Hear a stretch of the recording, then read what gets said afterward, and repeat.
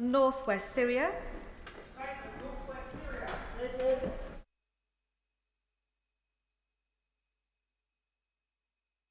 Minister Falconer. Thank you, Madam Deputy Speaker. Last week, we witnessed a major new offensive by opposition groups in northwest Syria. On Wednesday, the 27th of November, Hayat Tahrir al-Sham, HTS, along with several other opposition forces, started to move towards Aleppo. By late Friday night, they were in control of the majority of Aleppo city. They had also captured Sarakeb, which intersects Syria's most strategic motorways. As I stand here, we do not know if HTS will succeed in pushing further south towards the city of Hemel, which sits approximately 100 kilometres south of Aleppo. What we do know is that these developments mark the biggest shake-up of the conflict lines in Syria since 2020. In response, Russian airstrikes have increased on Idlib province, HTS's heartland, and on Aleppo, and there have been reports of Iranian-aligned groups moving into Syria to back up the Assad regime. Events are moving quickly, and the trajectory is unclear. My primary concern in the immediate term is the impact on civilians, and of course, delivery of humanitarian assistance. This is particularly worrying, Madam Deputy Speaker, if we see more large-scale attacks by the regime or Russia against civilians. I call directly this evening on all actors involved, including Iran and Russia, to act in accordance with international humanitarian law and not to target civilians or civilian infrastructure, including health facilities. Humanitarian actors should be granted full humanitarian access on the ground. In response to recent developments, we have been rapidly engaging key partners and interlocutors to assess the situation and coordinate responses. I spoke earlier to my Turkish counterparts, where I reiterated my concern about the potential for new escalation and the impact on civilians. I will be travelling to the region this weekend, where I plan to engage a range of partners on the latest developments, and I'll be speaking to the UK-funded Syrian organisation, the White Helmets, on Wednesday, who operate in northwest Syria, to better understand how they and other non-governmental organisations are responding to the situation and supporting people on the ground. The UK issued two statements over the weekend, Madam Deputy Speaker, one with the US, Germany and France, calling for de-escalation and the protection of civilians to prevent further displacement and disruption of humanitarian access.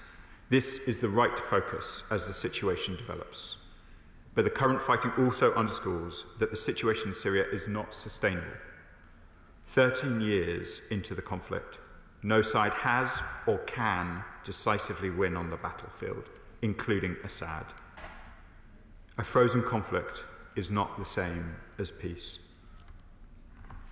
Syrians continue to flee the country. Drugs and arms smuggling from Syria threaten the region, and Iran and Russia continue to exert influence, propping up the Syrian regime. The underlying reasons for this conflict remain unaddressed. Recent developments in northwest only underscore the urgent need for Syrian-led political solution to the conflict in Syria, in line with UN Security Council Resolution 2254. We urge all parties to re-engage with this process and the efforts of the UN Special Envoy, Pedersen. I recognise this escalation also raises other questions, Madam Deputy Speaker. Firstly, on consular assistance, I should make clear the long-standing advice from my department is against all travel to Syria due to the ongoing conflict and unpredictable security conditions. Consular support is not available within Syria. All British embassy services in Damascus are suspended. I reiterate our long-standing advice. Any British nationals in Syria should leave the country by any practical means. On the wider humanitarian situation, we are closely monitoring. In northwest Syria, 4.1 million people, 80% of whom are women and children, were already in need prior to this escalation.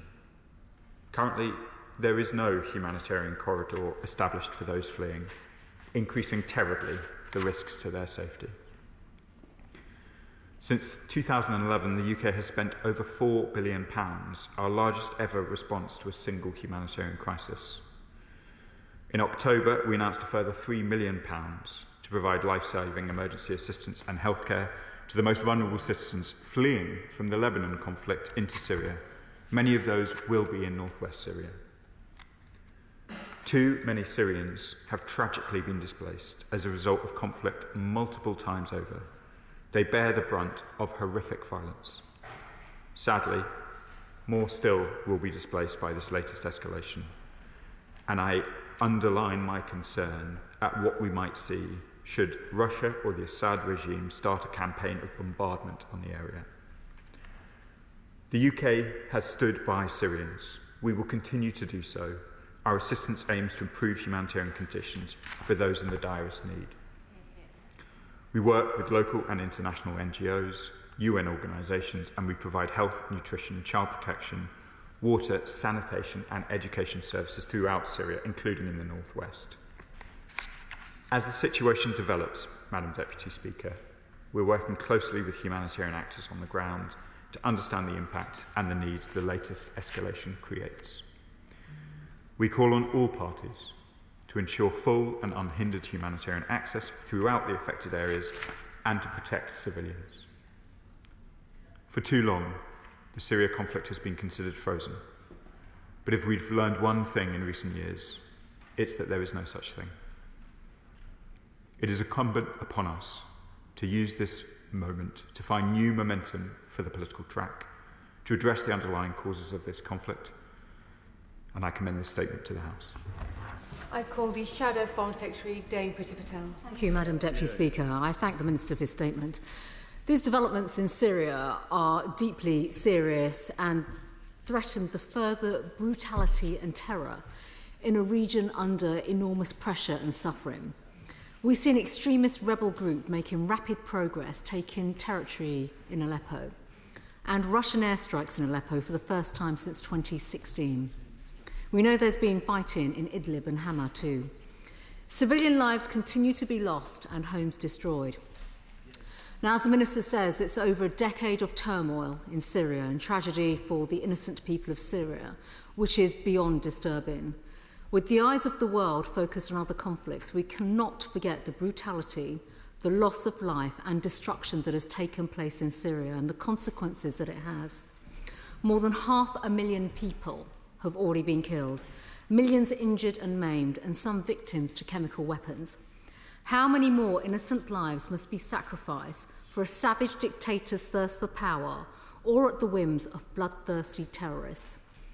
Madam Deputy Speaker, the civil war in Syria was one of the most harrowing issues I've had to deal with when in government.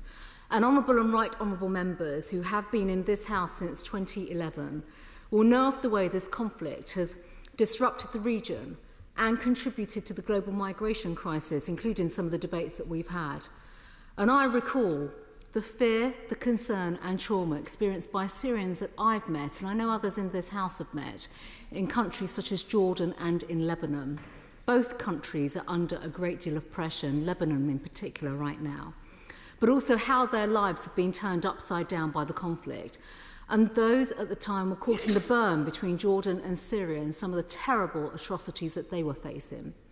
The calculated and cruel barbarism of the Assad regime and the brutality of the terrorist groups has been horrifying at every single stage of this conflict. They've held our belief in tolerance and in freedom in contempt, and we should never turn a blind eye. Now, I've been very clear in the past that when red lines are crossed in this conflict, the UK must be part of a firm response. And we are once again in a dangerous place, and it could become even more severe. So I've seen the statements that were issued by the government and our partners, America and Germany and France, over the weekend. So I hope the Minister can answer some of my questions, as we need really an honest assessment of this conflict. Can the Minister tell us his assessment of the real threat that Hayat Tahrir al-Sham poses to our interests?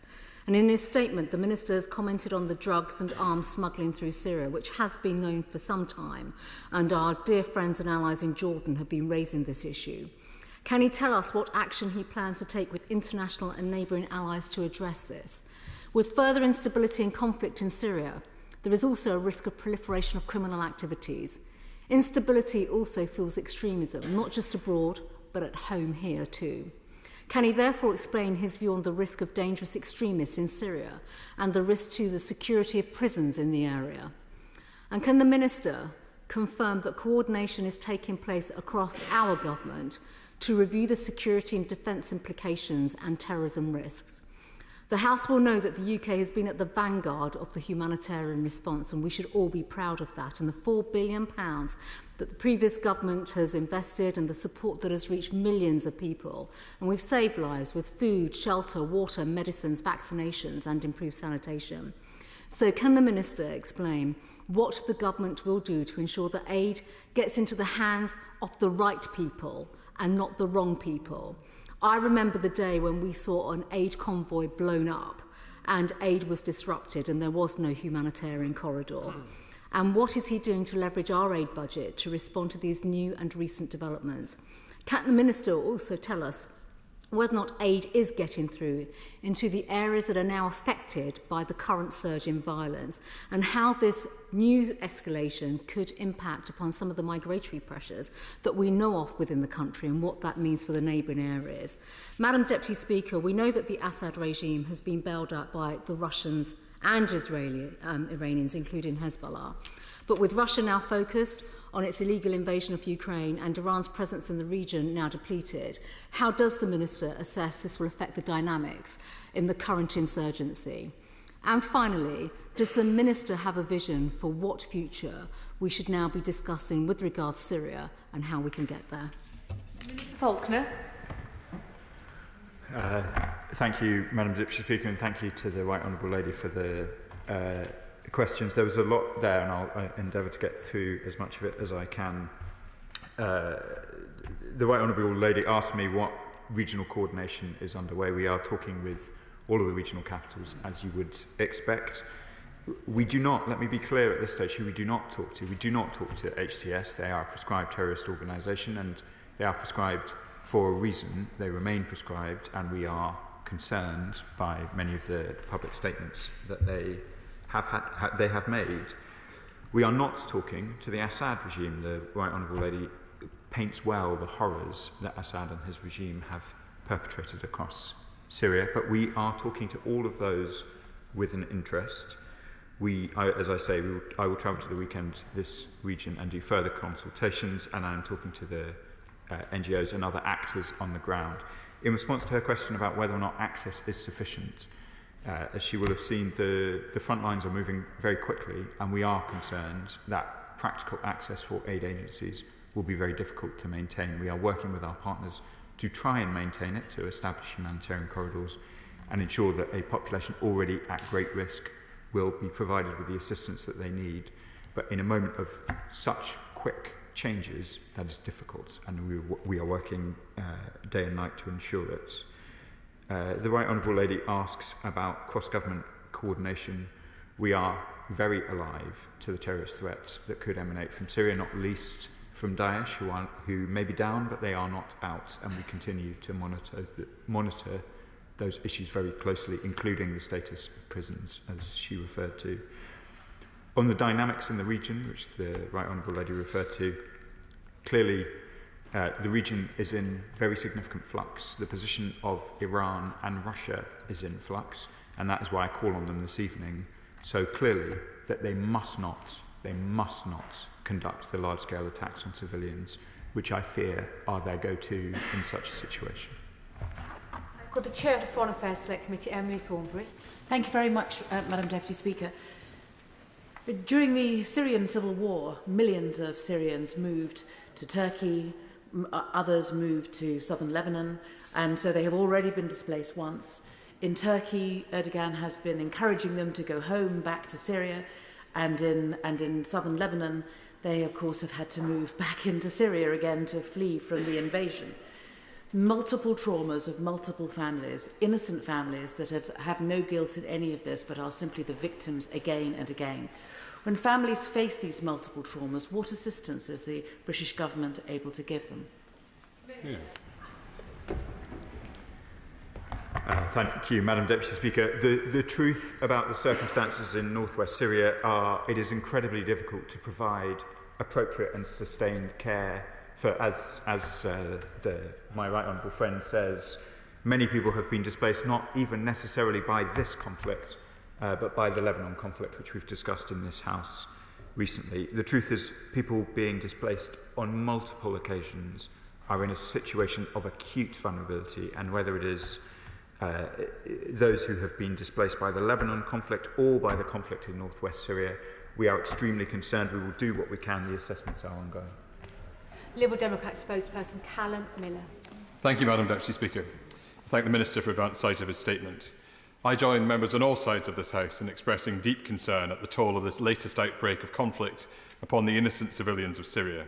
For it's Syrians who have borne the brunt of more than a decade of horrific conflict, nor should we forget the devastating impact of the 2023 earthquake in parts of the country too. So may I offer my support to the Government in urging all parties to uphold international law. It's vital that the Government does all that it can to prevent a deterioration of the humanitarian situation both in Syria and in the region more broadly. I spoke this afternoon with the Jordanian ambassador to the UK. He underscored the potential impact of this conflict on his country with its long, porous border with Syria. With an estimated 1.5 million Syrian refugees in Lebanon and another 1.3 million in Jordan, providing necessary support to neighbouring countries who host these refugees is, of course, crucial. Yet, thanks to the successive cuts to the international development budget, including by this new government, too often we approach crises such as this with one hand tied behind our back. Will the Minister set out what new development assistance we are providing in response, and whether he is seeking additional emergency funds from the Treasury? It appears that this fighting reflects interference in Syria by both Iran and Russia, as the Minister has said, each seeking to serve their interests during a period of instability. There is a very real risk that this new conflict in the northwest of the country may create a vacuum in the south of Syria that allows terrorist groups like al-Nusra, al-Qaeda and Daesh to re-establish. Does the Minister share this concern? The UK must hold others to account and press for an end to the use of proxies who show no regard for the rights of civilian populations nor the rule of international law. Can the Minister say how the UK is using its influence in international organisations and with our allies to achieve this? Minister. Madam Deputy Speaker, we are conducting rapid assessments about where the needs will be in a situation which is rapidly changing. We announced further funding, as I mentioned, for northwest Syria in October, and it's not yet clear what further allocations will be required, and I'll update the House at the time that those assessments are complete and our plans are clearer. On counter-terrorism, yes, I agree with the Honourable Member that there is, as I mentioned in my response, there remains an extant threat from Daesh, from Syria and indeed other groups, and we will continue to monitor those issues very closely. Our first responsibility to the Government is the safety of British nationals, and that will continue to be the case, and we take our responsibility seriously. Chair of the International Development Select Committee, Sarah Champion. Thank you, Madam Deputy Speaker. I actually can't process that this conflict has been going on for 13 years. And on this side of the benches, I have a direct sight line to our former colleague from Batley and Spen, who, when she came here, did so much to draw this House's attention to the plight of civilians. And things have only got worse since then. It's already the worst humanitarian crisis in the world, with nearly 17 million people in need of humanitarian assistance and 90% of families living in conflict, living in poverty. So I ask the Minister, what assessment has he made of the impact of this most recent escalation on the levels of need for both those in Syria and those that have fled? Will the UK urge the UN to activate its emergency response plans? And the bottom line, is the Government prepared to increase ODA on humanitarian support? Minister. So I thank my honourable friend for the question. So we are talking to the United Nations about their plans. I won't give undue comment on operational matters, but there are the United Nations system is under strain in northwest Syria, as you would expect, and in the coming days I hope to be able to say more about what assessment we have made and what actions we will take on the question of whether or not there will be any increase in ODA. That would be, I think, a question more properly for Minister Dodds. She is in the region now, and I am conscious that across the Middle East we have very significant needs which we are trying to do our best to meet as best we can. Former Middle East Minister Dr Andrew Murrison. Thank you, Madam Deputy Speaker. Assad and his family have reportedly gone to Moscow, which is probably significant. Let us hope he stays there. They deserve each other. But HTS is very much worse. And as HTS takes territory, people will be on the move in very large numbers. Historically, the United Nations have managed the situation in northern Syria and triage those who are claiming asylum, and this country has been generous in taking particularly from the most disadvantaged groups, old people, women and children. What discussion has the Minister had with the United Nations, and will that process continue? Because I feel sure that the British people will want to continue to be generous. Minister. Thank you, Madam Deputy Speaker. The honourable member raises an important point, I think particularly in relation to minority groups. I want to use this opportunity to once again underline to all parties to this conflict, whether they are prescribed in the UK or not, that minority groups across North Syria, of which there are many, deserve to be protected. They have a right to exist, and we are looking closely at the actions of all conflict parties, regardless of whether or not we have direct contact with them, and it is incredibly important that minority rights in northern Syria are protected. On the member's question about the United Nations, to be frank, there is at this moment panicked movement across front lines, and it's probably too early to be able to address the kinds of questions that the honourable member raises, but we will be, I'm sure, talking about this in due course. Blair McDougall. Madam Deputy Speaker, my mind also turned to the former member for Battling Spen, my friend Joe, and the cry to do something to help the people of Syria that she made in this chamber. Back then, we saw the widespread use of chemical weapons in the last moment when Assad's regime was under pressure. I wonder what steps the government is taking to monitor any war crimes taking place in this moment. And I wonder if you'll also, by way of deterrence in this moment, reaffirm that the British government still believes that there should be accountability for the use of chemical weapons a decade ago in Syria. Minister. Thank you, Madam Deputy Speaker, and I'd like to recognise both the work, obviously, of the former member for Batley, our friend Joe Cox, but also the honourable member himself, who has been involved in these issues, including of accountability, for some time. I agree with the honourable member. Of course, there must be accountability for the use of chemical weapons by Syria. I have met as a minister with the OPCW to ensure that proper measures are in place and to assist them in their efforts to ensure that treaty conventions are upheld. And I also, in August 2024, instructed UK officials to join an expert-level working group convening a geographically diverse group of states, academics and technical experts to explore international legal mechanisms that could pursue individual criminal responsibility for chemical weapons use. So I call on all parties in northwest Syria at the moment to be mindful that we are watching questions of chemical weapons use incredibly carefully. Sir Gavin Williamson. Thank you, Madam Deputy Speaker. The Syrian Democratic Forces have been an incredibly important ally to the United Kingdom and so many other countries in terms of pursuing and degrading Islamic State over a long period of time. Can the Minister assure the House that we'll continue to give them as much support as possible, including humanitarian support, to sort of establish and continue the stability that has been in northeast Syria as a result of their work? Minister. Madam Deputy Speaker, I thank the honourable member for his question. The Syrian Democratic Forces are a member of the global coalition against Daesh. They play an important role. We engage with them regularly, both the SDF themselves and the Democratic Autonomous Administration of North and North East Syria, and will continue to do so. David Taylor.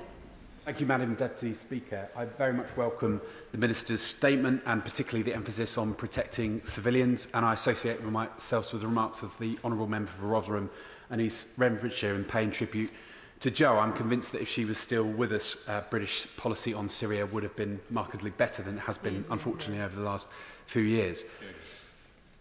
One of the things that has been a particular concern to me over that time has been that often debates in this chamber and beyond have been done very much without Syrian voices. And so I was very much grateful to hear that the Minister is going to meet with the White Helmets. The International Development Committee are going to do the same as well, which is fantastic. But would the Minister also agree to meet with me and the Syrian-British Consortium, a group of Syrian activists in the UK, to discuss our policy towards Syria and how they can have their voices shape the debate going forward? Minister. Yes. Richard Ford. Madam Deputy Speaker, and I'd like to build on the question that was posed by the Right Honourable Member for South West Wiltshire. Between 2014 and 2020, the Syrian people who were given asylum in the UK almost all applied from the region. The Vulnerable Persons Resettlement Scheme did not require Syrians to make it to the UK before applying. By contrast, the small numbers who were successful through that scheme had to apply through Syria's neighbours, such as Jordan. Does the Minister recognise that this safe and legal route encouraged asylum seekers to apply from the region, but it also deterred them from making their way across Europe to the UK? Sorry, Madam Deputy Speaker, I'm not sure I followed the question. Am I supposed to... Well, perhaps the member can have another go. The Vulnerable Persons Resettlement...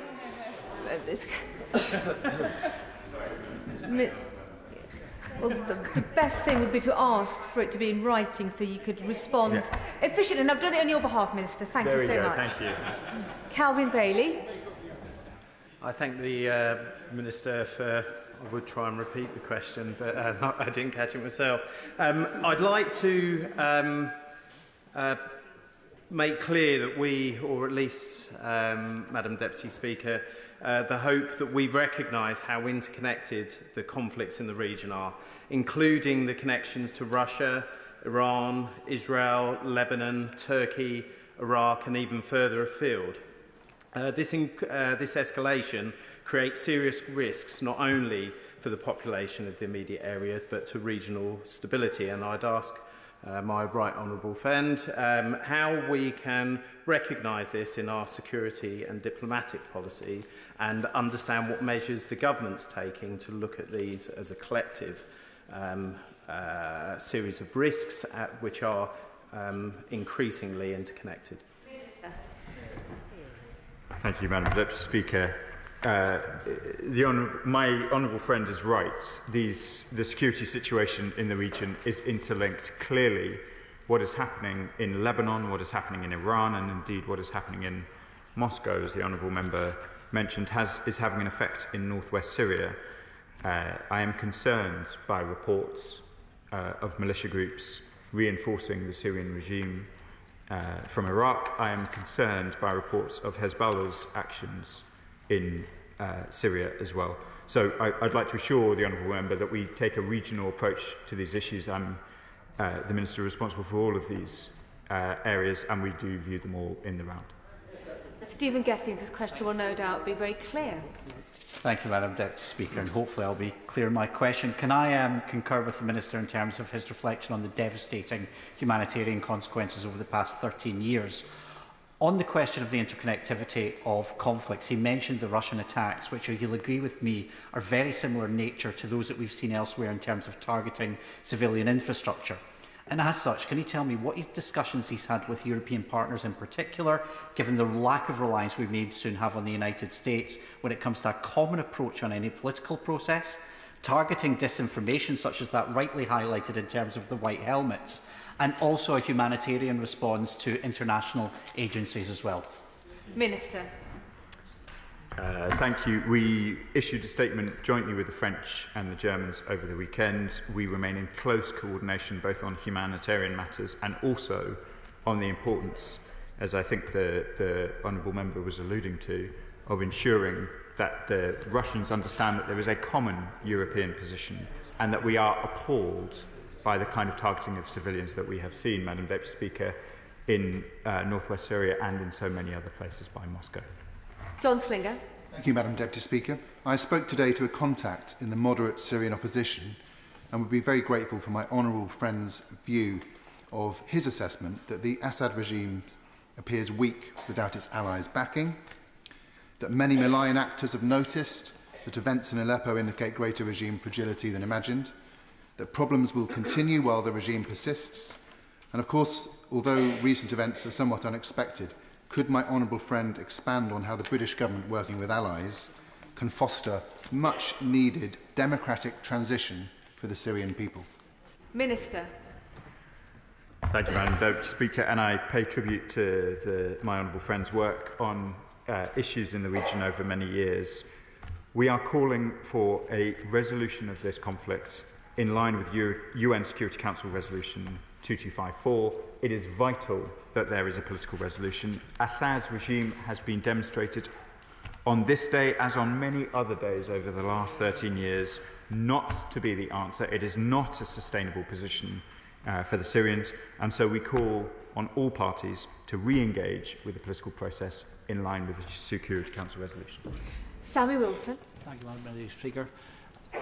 Once again, we find the people of Syria squeezed between two vicious regimes, whether it's the Assad regime or the terrorists, and we know from what has happened in the past that they will be subject to the barrel bombs again, to the finding themselves cowering in basements and basic medical facilities denied them, etc., and will be fleeing. Given what we know from the past and know the kind of routes that people are likely to take, are we preempting it by looking at where bases and camps might be set up? And more importantly, given the fact that minorities were persecuted in those camps in the past, have we put in place arrangements to safeguard them, and, as has been suggested earlier, to have a means of assessing asylum claims in those camps rather than forcing people to flee across Europe and then hoping to get asylum once they reach the coast? Minister. Madam Deputy Speaker, as the front lines move in northwest Syria, it is hard to work out where vulnerable people will settle. We are worried that this latest round of conflict will drive further displacement and that displacement will head towards Europe. The Home Secretary before me talked a little about some of the measures that she is taking in order to make sure that those movements towards Europe are done in the most managed possible way. I share the honourable member's concern about the benighted people of Syria, in particular the benighted people of northwest Syria, under the most extreme pressures, and we are undertaking rapid assessments about how best we may assist them. Scott Arthur. Thank you, Madam Deputy Speaker, and I thank the Minister for his statement. It appears to be a completely intractable situation, but I do wish you well on your trip. As my honourable friend from Leighton and Winstead made clear, Iran has its fingers on many of the conflicts and tensions right across the region, and I'm sure all of us stand in complete solidarity with the ordinary Iranian people. But can we conclude that sanctions aren't working? Madam Deputy Speaker, I apologise to my honourable friend if I'm talking about the wrong sanctions. Let me talk about two sets of sanctions. Firstly, the sanctions on Syria. We have extant sanctions on Syria.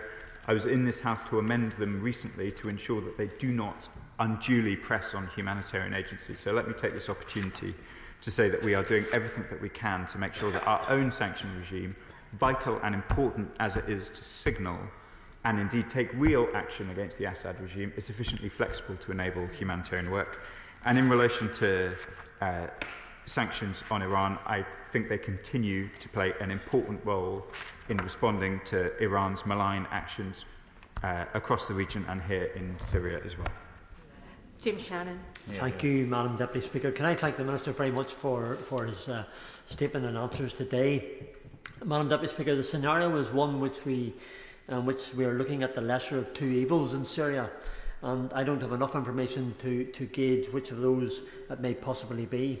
However, my concern, as it always should be and is, what steps can this government reasonably take to secure food and water for the 4 million women and children, and to provide freedom as there's a necessity to be from sexual abuse and depravity.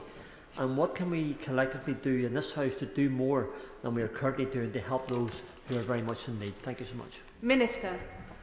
Madam Deputy Speaker, I regret to tell the honourable member that it's more than two evils that the Syrian people have to choose between. There are a multiplicity of actors in the region, and that multiplicity makes humanitarian access at the moment particularly complex. We are focused on ensuring that there are both routes for humanitarian aid into northwest Syria, and that was one of the topics of my discussion with my Turkish equivalent earlier today, and we're also keen to ensure that there are humanitarian routes out as well for those who might be affected, including the minorities who I know are so very much more on the mind of the honourable member and all of the members of this House.